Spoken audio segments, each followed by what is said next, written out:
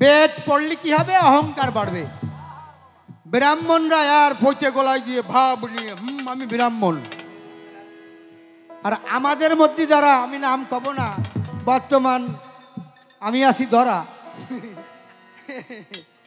নাম কব, আমাদের মধ্যে যারা ওই শিক্ষিত, তারা এরকম বেদিন কাফের, জাহান্নামে যাবে।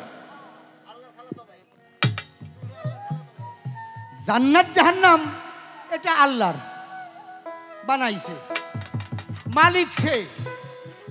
কিন্তু আমি সিদ্ধান্ত দিচ্ছি, আমি কত বড় বুদ্ধিমান। আল্লাহ বোঝে না কিরা জাহান্নামে যাবে আর কিরা জান্নাতে যাবে। আমি কই এই শালা জাহান্নামী দল, জাহান্নামী দল। তাহলে আমি সিদ্ধান্ত নিই, আল্লাহর সিদ্ধান্ত।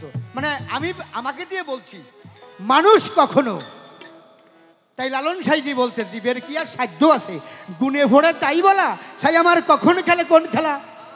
নিজাম যদি আউলিয়া হয়, বাল্মীক মুনির মতো ডাকাত যদি বাল্মীক মুনি হয়, রত্নাকার দস্যু যদি বাল্মীক মুনি হয়, তাহলে কিটা যে কি কাজ করে জান্নাতে যাবে আর কি কাজ করে জাহান্নামে যাবে, আল্লাহ যে কোন কাজ পছন্দ হবে আর কোন কাজ পছন্দ হবে না, এ সিদ্ধান্ত কি আমার না আমার বাবার না আল্লাহর?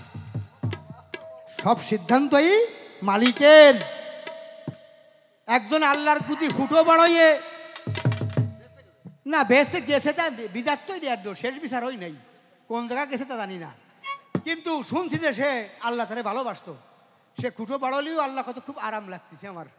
কি আমার পাগল আমার মাথায় কুটো দেয়, আমি খুব শান্তি পাই। তাই তো বলিছে, ভালোবাসার মানুষের ঠ্যাং দেখলেও লাভ, কি কন?